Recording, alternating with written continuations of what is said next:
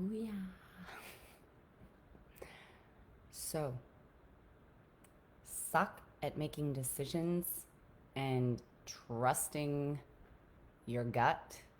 Do you suck at making decisions and trusting your gut? If so, this video is for you. Today, I want to share 5 tips on how you can make smart decisions, how you can tune into your heart, how you can fuck up just a little bit less and and tune in a hell of a lot more. Okay, so this is a juicy one. I found a lot of people coming into the program have been asking me, I suck at making decisions and I don't know what to do. And I'm constantly ruminating back and forth, back and forth. Should I do this? Should I do that? Should I call him? Should I not call him? Should I purchase this program? Should I not purchase this program? Should I quit this job? Should I stay at this job? Okay, I mean, it's endless. And for me, I was definitely a person that had a shitload of trouble following my gut. It was awful.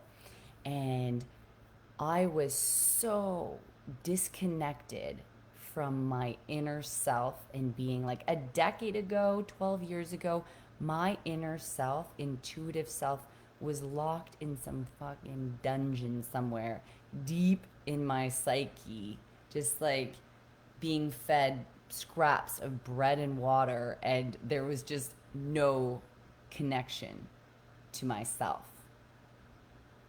Anybody feel like that on the call? I want to know. Tell me. If anyone's jumping in on this call right now, I want to hear. What do you guys have troubles with when it comes to decisions? What decisions do you keep oscillating over? Should I do this? Should I do that? Tell me. I really want to know. Okay? This is the thing. So I was very, very disconnected because my whole life I had ran my life with my mind. My mind was the boss.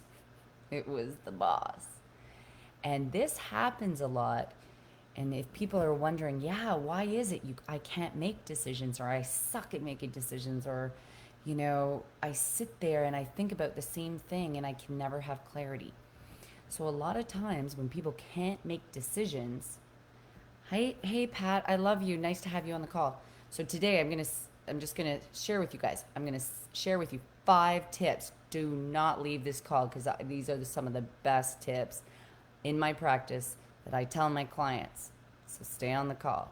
So first of all, a lot of times when kids are young, if their parents externally direct them, then they are going to have trouble with making decisions. So, for example, say you get in a fight at school and your mom says,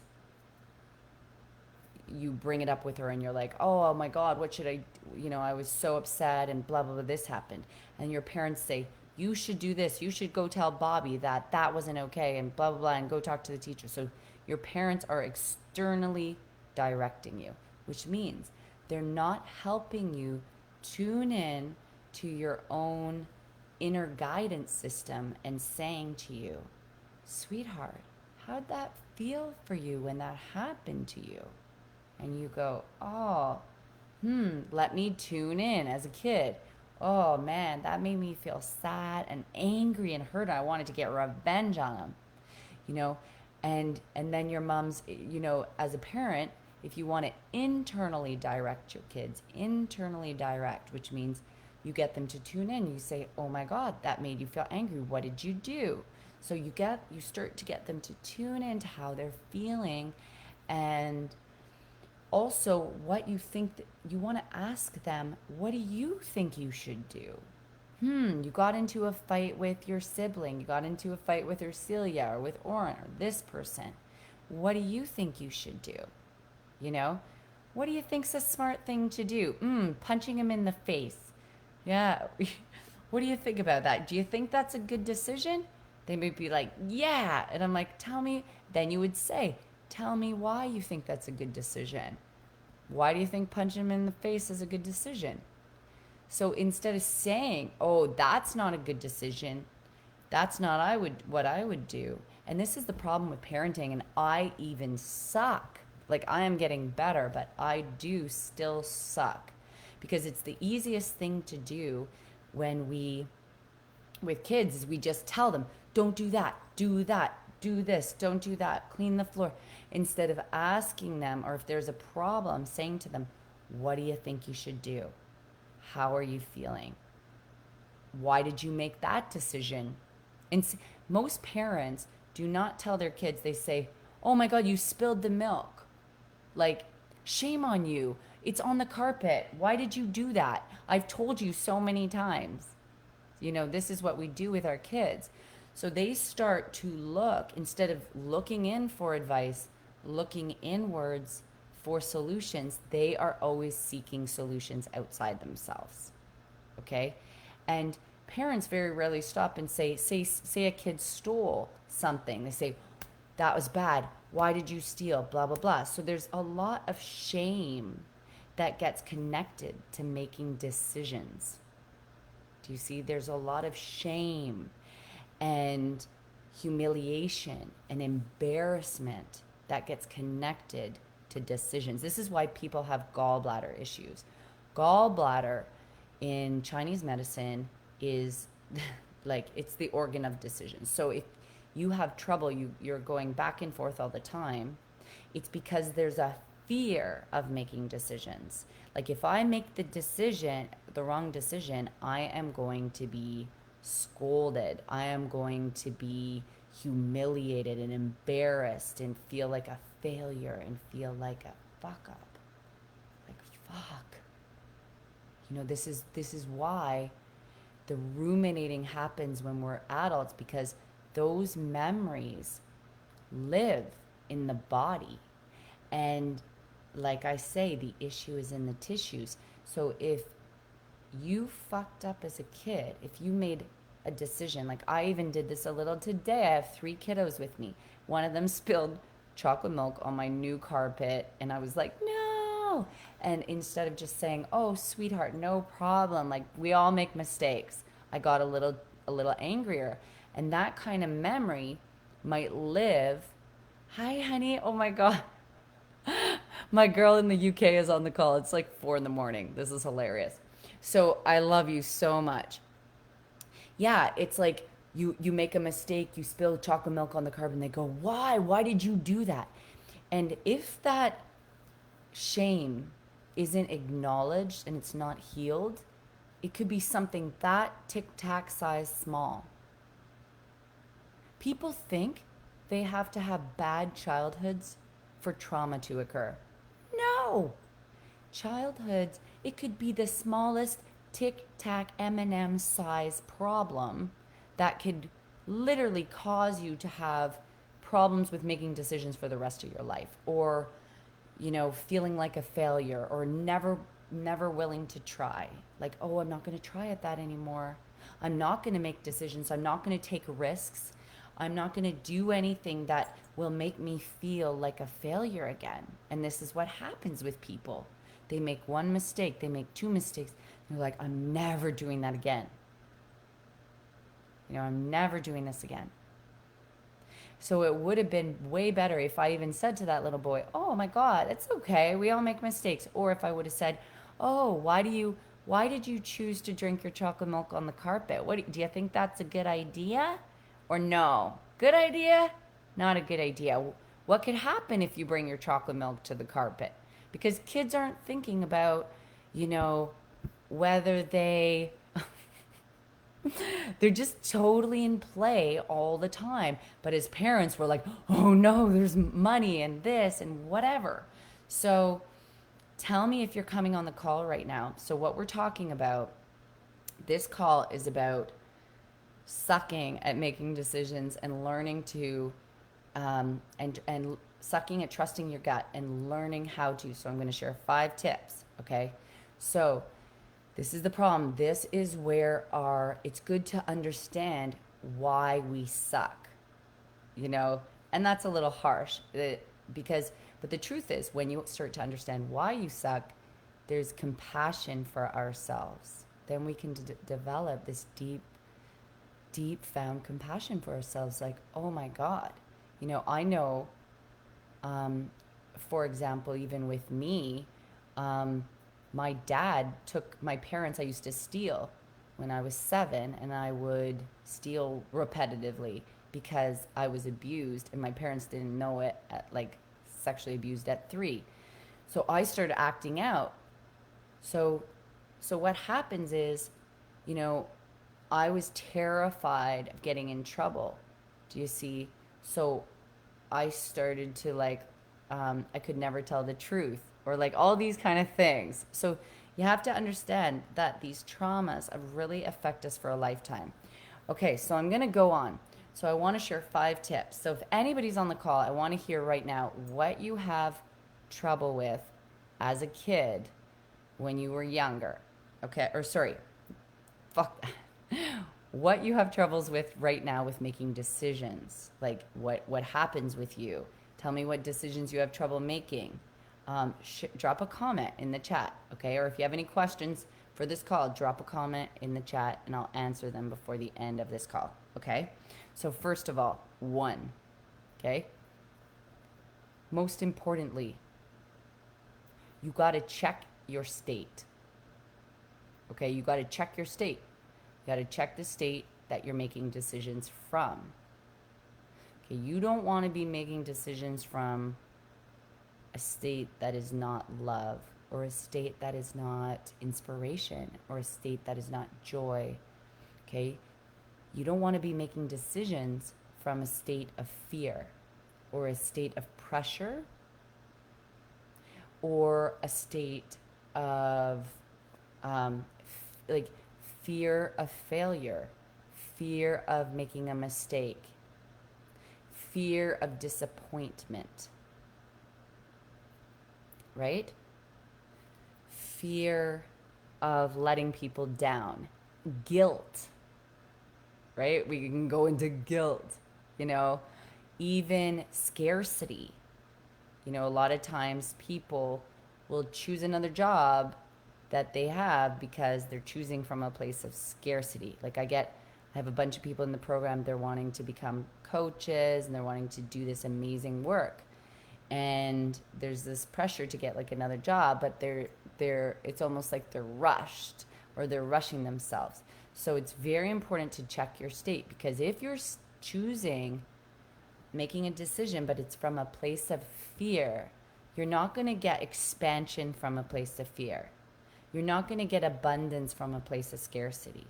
You're not going to get love from a place of loneliness, if you're choosing from loneliness.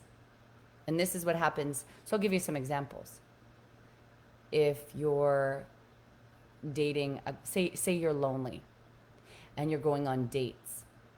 So not a good time to date people, because if you're lonely, you're needy for love, which is okay.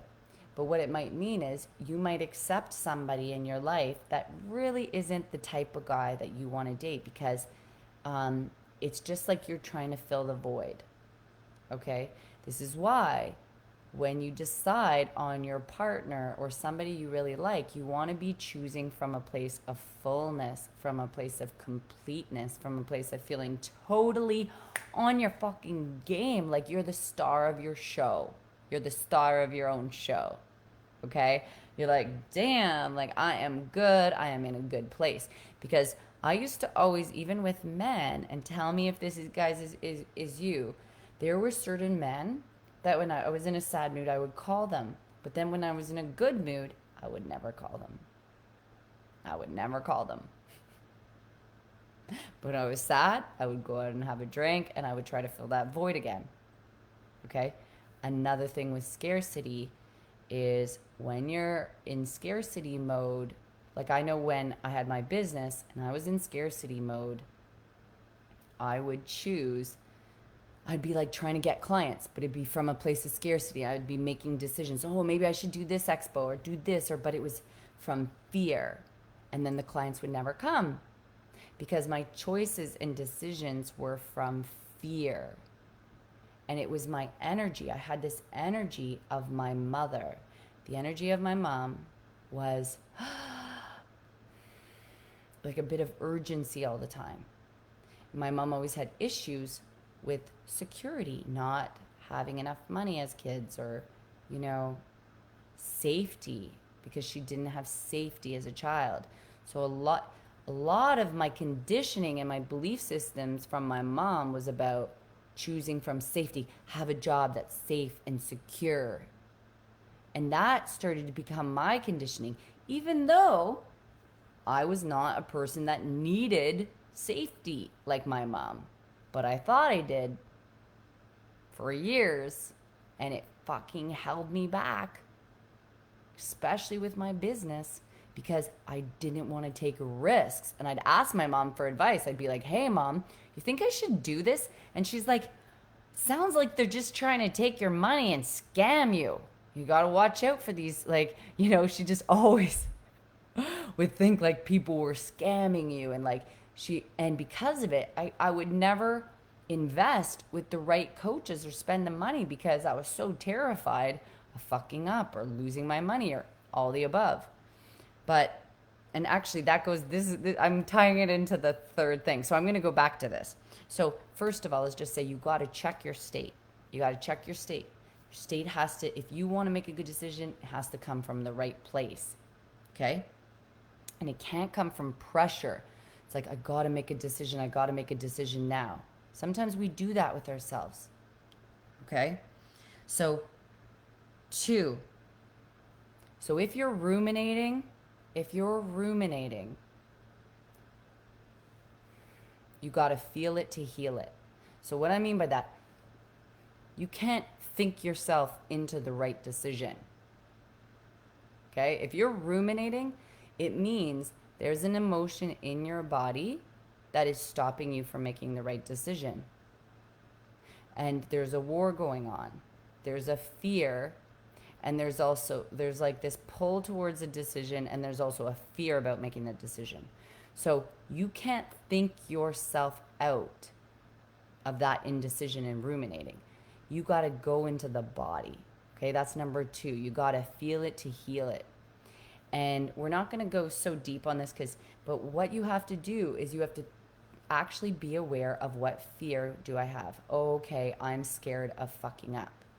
You know, I'll give an example. With this program, so I wanted to invest $40,000 in a program. And I actually see this with a lot of my clients. Actually, this week, this is why I'm making this video. Sometimes there's I'm assuming a lot of my clients here have invested in programs and they haven't worked. You know, they've spent money. I'll respond to Becky's comment. So they've spent money and invested with people, and then it was the wrong decision, or it seems like the wrong decision. So they either lost the money, the person told them the wrong advice, they didn't get ahead, and it really feels like, fuck. Like, I should have known better. Like, why did I waste my money? What the hell? And it can even feel like a betrayal if you get scammed. Like, I've been scammed a lot of times, okay? So, and as Becky just said, I make impulse decisions all the time when I'm in a shitty, sad place. This is it. When I'm lonely, I do it especially. And I used to be, at Becky, oh my God, my mom used to totally recognize this. She was good for this. I would be the most impulsive person. And this happens, especially with people with anxiety and depression, as well as people with ADHD, because it's super low dopamine all the time, or with people with any kind of mental illness. Can be a tendency to be impulsive and you're choosing from those states of fear or whatever, sometimes there's a good benefit to making an impulsive decision that can actually work out for your benefit, where you can take risks and it works out. But the problem is, what you want to do if you have that impulsive tendency, you want to give a decision time. You never want to rush into making a decision.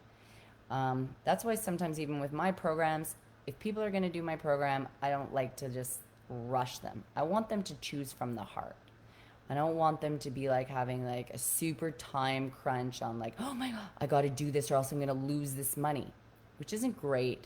I mean, it's good for marketing, but it sucks for tuning into your heart and just seeing, do I feel the same way about this decision when I'm sad as when I'm happy, you know, and balanced?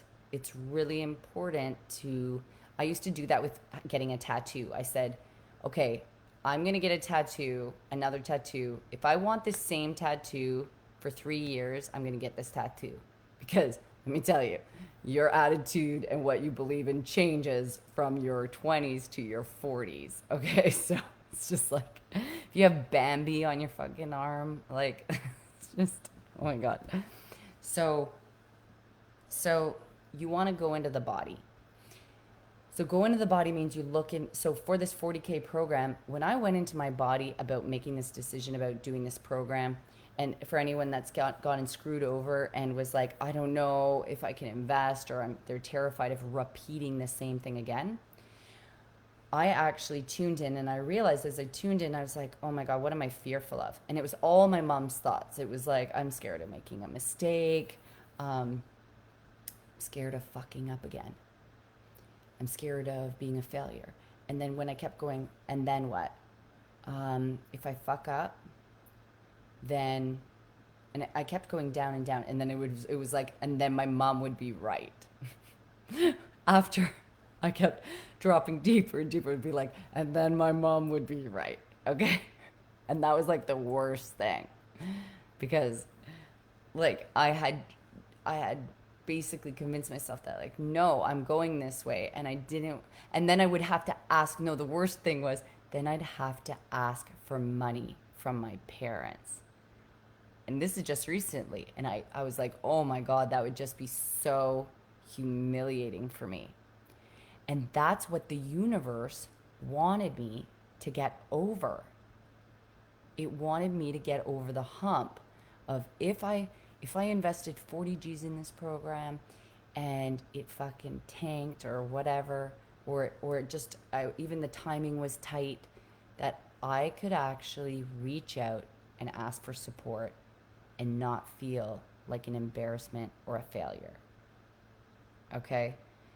Because the universe will push us into these corners, you see, where it wants our soul to overcome these fears. You know, this fear, like, see, the decision isn't even the most important thing. It's overcoming the fears that are standing in the way of making the decision. That's when life becomes magical. You know, for me to be like, okay, or getting fucked over, exactly. Like, even realizing, oh my God, if you get fucked over, so Pat says, or getting fucked over. So like, even if I get fucked over again, I'm not the problem. You know, I'm going to take a chance on love. I'm going to take a chance on people. It doesn't mean anything about me. So part of the lesson might be to say, oh my God, there's nothing wrong with me. If I get fucked over, that means they're the problem, not I'm the problem. So there's deep healing that has to occur to make some of these decisions to open up to love, decisions, all these things. And so when I actually tuned into my inner child that was terrified of asking for support, and I started to say, what did you need to hear? And it would say, from your parents, if you needed them. And if I tuned in, it would sound something like this: sweetheart, we're here for you no matter what. Take a chance. Make big mistakes. How many mistakes can you make today? You know, we're here for you no matter what. You know, go after your dreams. Dream big. Stop playing so small. If it was from my mom, what I needed to hear from my mom, it would be something like, make your own decisions, sweetheart. My way is not your way. I believe in you. I believe in you. I know you can do it. Everything is possible. So when I tuned in and I healed that in my body, and if people are like wondering, how do we do it? Well, then you just got to join my program, okay? Just got to get some counseling from me. So yeah, exactly, Pat. And this is the problem. As kids, we don't get this kind of nurturing, and this is why there's fears here.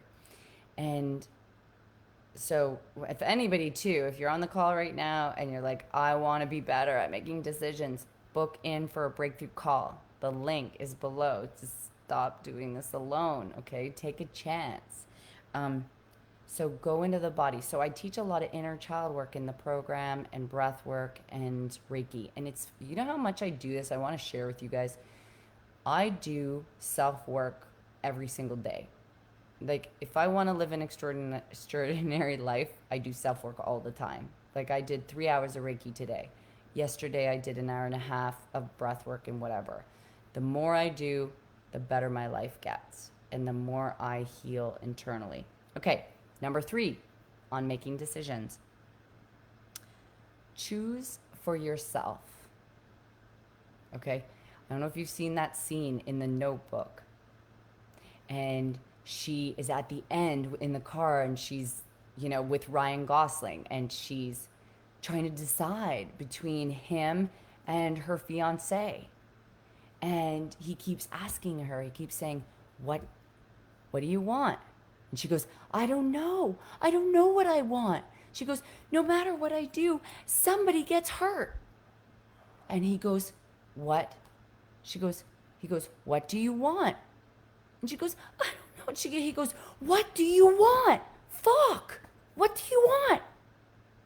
And it's such a good scene. Oh my God. Every time I think about it, it gives me shivers, because it's like with some people, they're so worried about this person's opinion and that person's opinion and pleasing this person and pleasing that person, that they forget that their opinion is the most important.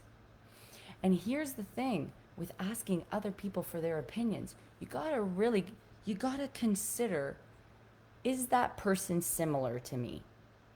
Do they have the same issues as I have?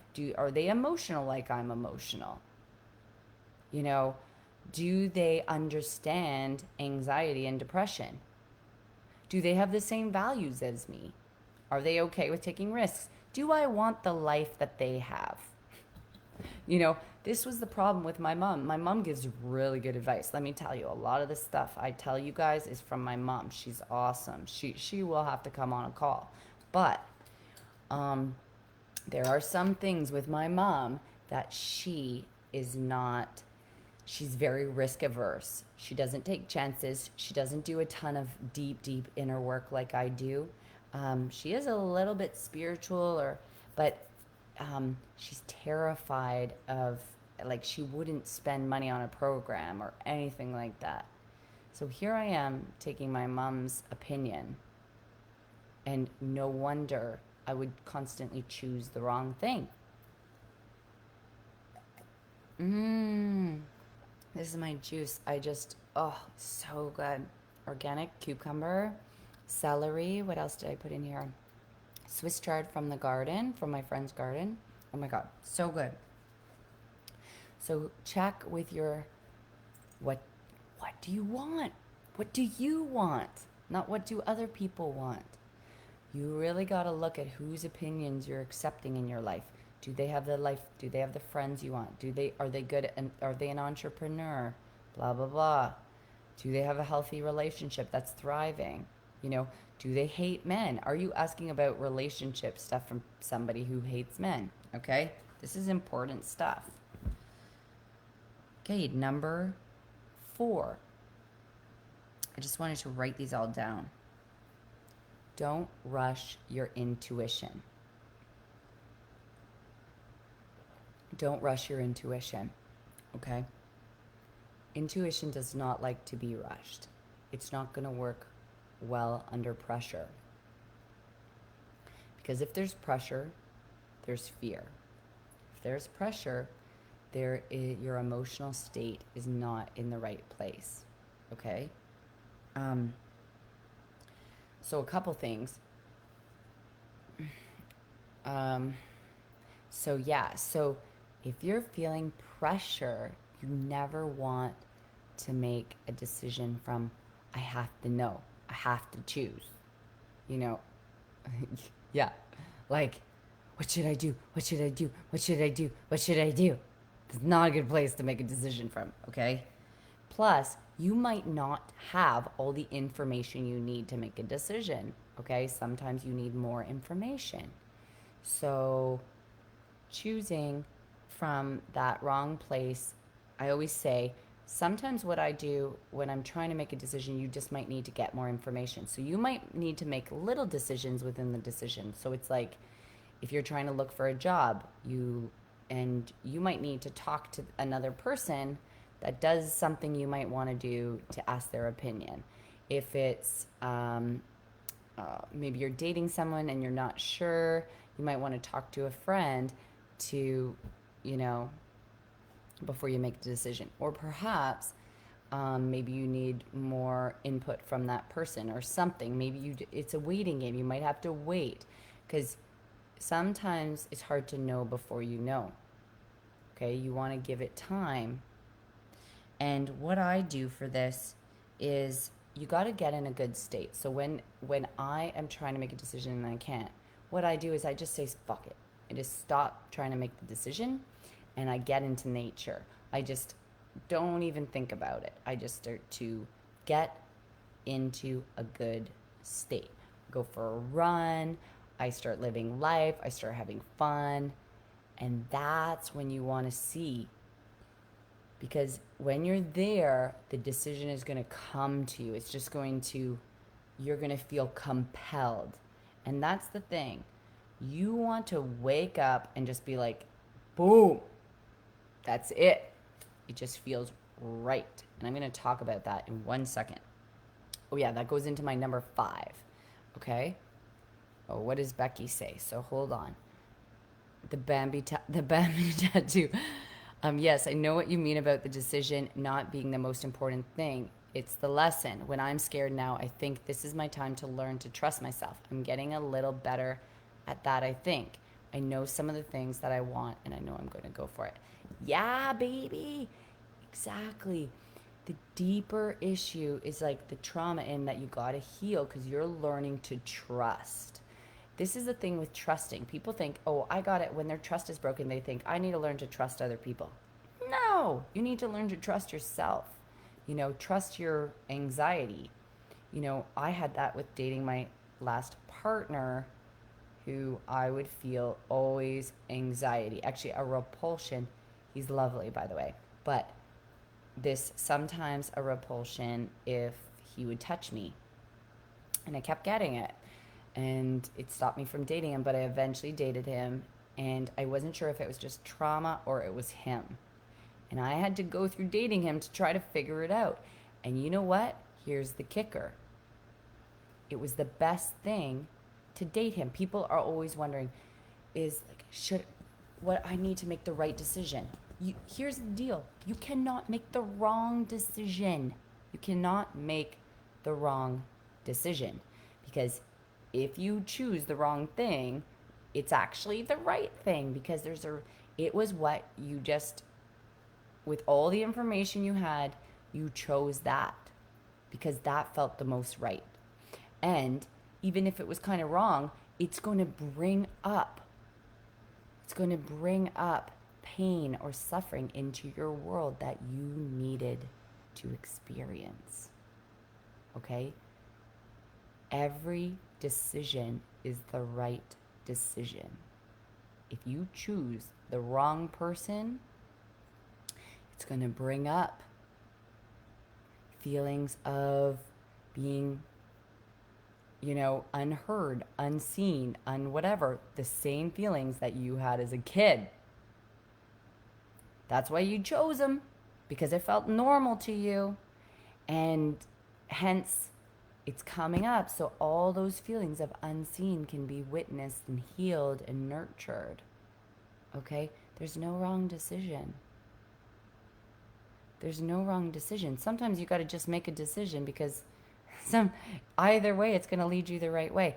It cannot be the let me just rephrase this. It cannot be the wrong decision if when the suffering comes up, you become curious. You don't just ignore it and deny it and keep dating the same people for the rest of your fucking lifetime. No, you go into it. Oh my God, this feeling of being unseen. The problem is most people don't have the tools to know how to go in.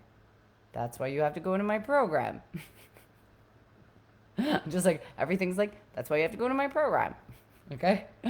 You need to learn Reiki. You need to learn breath work. You need to learn inner child work to know how to go in to those feelings of being unseen and nurture them. Speak to them. You need to have a relationship, big to little. The big you, small you, big, little. You know how to talk to yourself. Every day when I wake up, I talk to my inner self. Sweetheart, how are you feeling today? You feeling sad? Fuck. I talk to myself. I have a connection. I tune in. I see if I actually want to go for a run today or if I want to lay on the couch. Before, I just make myself go for a run, even if I don't feel like it. Okay? That's the difference with letting your mind be the boss. Okay? Okay, so get in a good state. Okay? Pat says, I fucked up, I have to pay the consequence. Yeah, we have to pay the consequence, but anything in our lives can be changed at any time. It's just one decision away from changing a consequence, you know? You can, even if it's changing your view and perception about a consequence. Okay, 5. Full body, yes. Okay, so here's my big test to see if a decision is right. When I think about that decision and I start to just meditate on it, do I get a full body yes? Okay, do I get a full body yes? You know what I mean by that? So when you think about a decision and you like think about it and it fucking lights you up. You feel expansive. You feel like light. You start to, even if you talk about it, you can hear it in your voice. You get excited. You feel passionate. That's a full body yes. It's like a hell yeah. Like, hell yeah. That's what it's like. But if you start to think of a decision and you get retractive, you've bent over, you're like, then that is contractive. That's a no. Or if you feel a resistance is a no usually. Unless there's like some fears, then you got to go in. That's why it's hard for the mind to tell. When there's trauma, that's why you got to heal trauma to make good decisions. You know, you got to heal trauma to get the right answers. And what you do is you make the wrong decisions and then it brings up the trauma. And then you heal it and then you start, you just keep going. You start to make the right decisions. So full body yes. Okay, here's one last thing. So I always say, if there was no fear, if there was no failure, if there was no fucking up, what would you choose? What would you choose? That's how you know. You know, when I wanted to do the 40K program, I said, okay, if there was no fucking up and no one to shame me or whatever, or, you know, I didn't have to ask my parents for money or whatever, would I do it? It was like, yeah, hell yeah, fuck yeah, I'm excited, I was stoked. That would be your answer, okay? When you think about dating somebody, again, does it feel like, yes, I'm excited?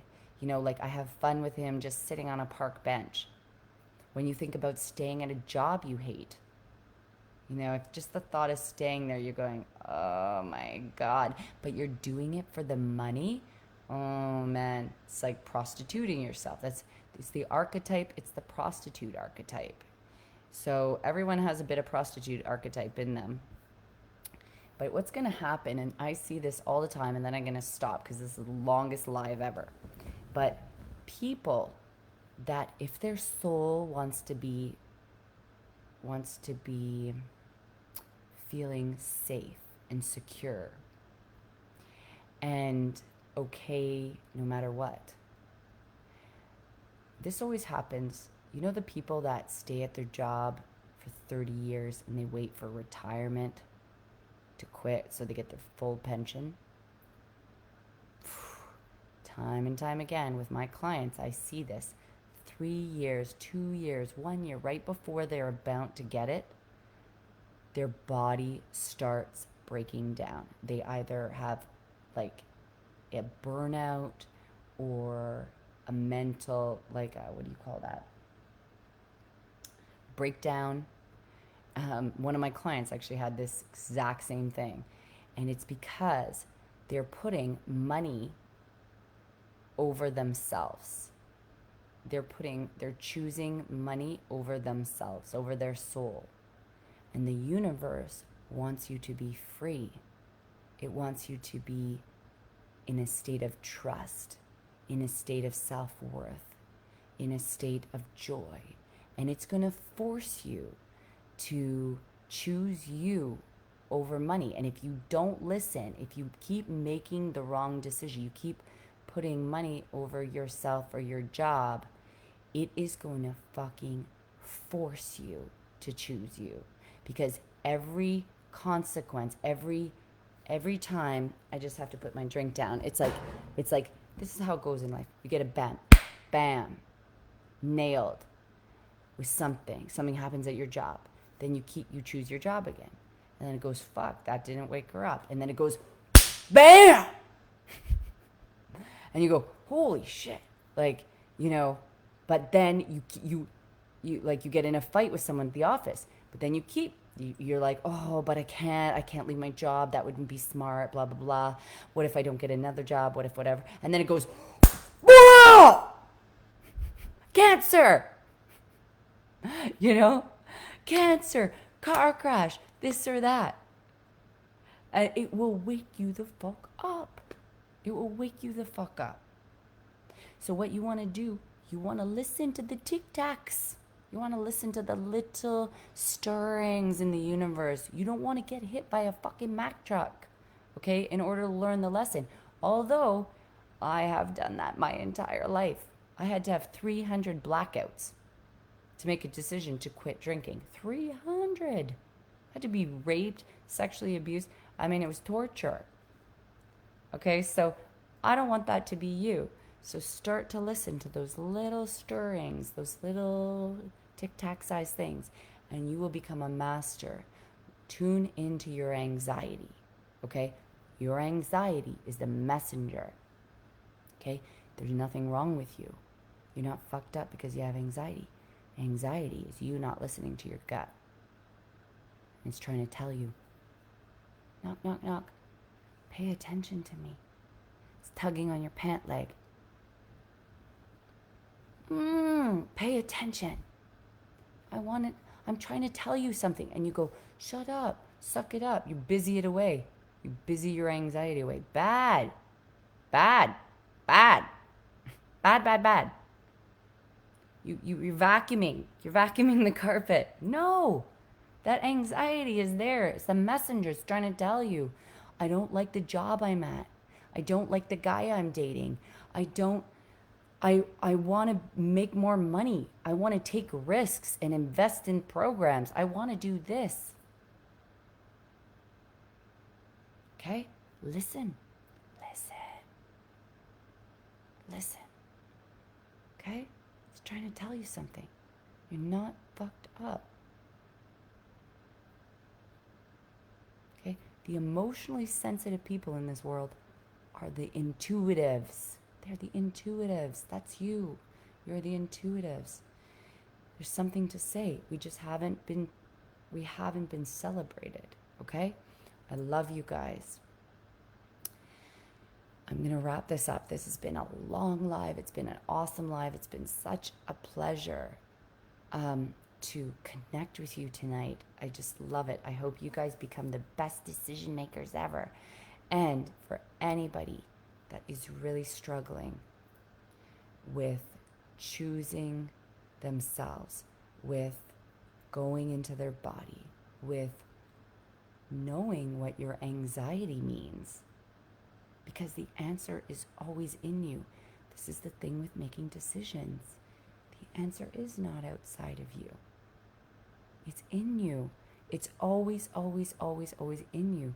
You just got to learn how to go in. If you want to go in, jump on a call with me. It's free. But it is for the people that are really interested in investing in themselves in this program. I don't just hop on calls with anybody because it would be wasting my time and your time. But we figure out, okay, why do you struggle with making, what's going on? What's the challenge? You know, what's the root of all of this stuckness in your life? And I'm going to tell you, my program it just keeps getting better and better, because I have like a team of coaches now on my program. So I have one coach who was my first coach 12 years ago, Nanette Miller. She is a rock star. She was a past psychotherapist. Now she's a coach, and she is amazing. This is like the woman that helped me quit drinking and heal from drinking, that I don't even have a drinking addiction anymore. She's amazing. She's one of the coaches that you'll see if you come on my program. Another coach, and she asks good questions. She just laser, like precision questions that just dive deep to the matter. The other coach is this coach Dorothy. All of my coaches have been coaches for like 35 years. She has journey work, which is like deep, deep cathartic work. You'll be a pool of tears, and you just drop down deeper and deeper and deeper into trauma. And after a session with her, all the men in my life started going to counseling, just out of the blue, because my vibration had changed. And her work creates magic.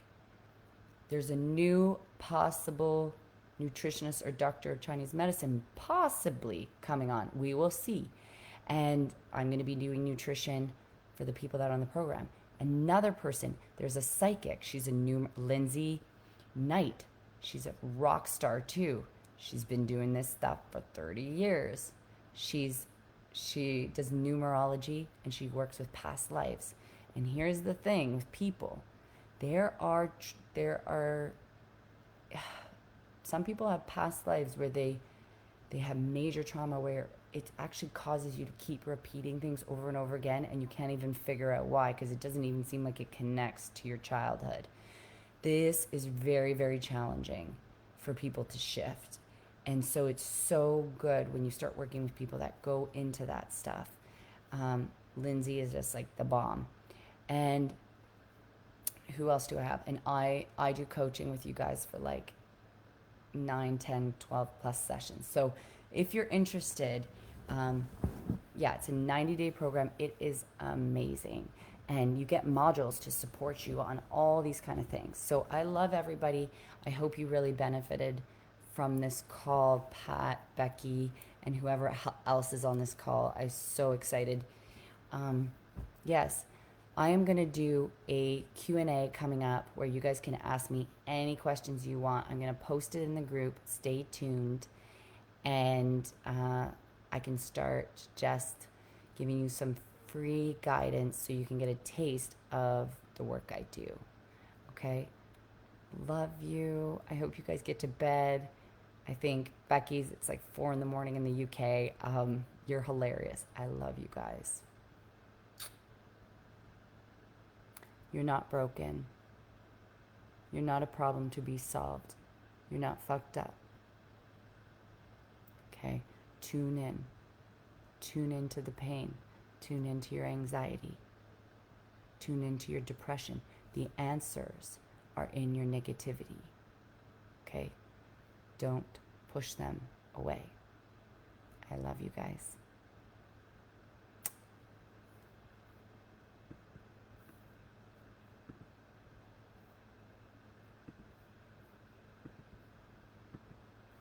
I can't end this video. It's hilarious. It's wanting me to make changes or something, my computer. That's so funny.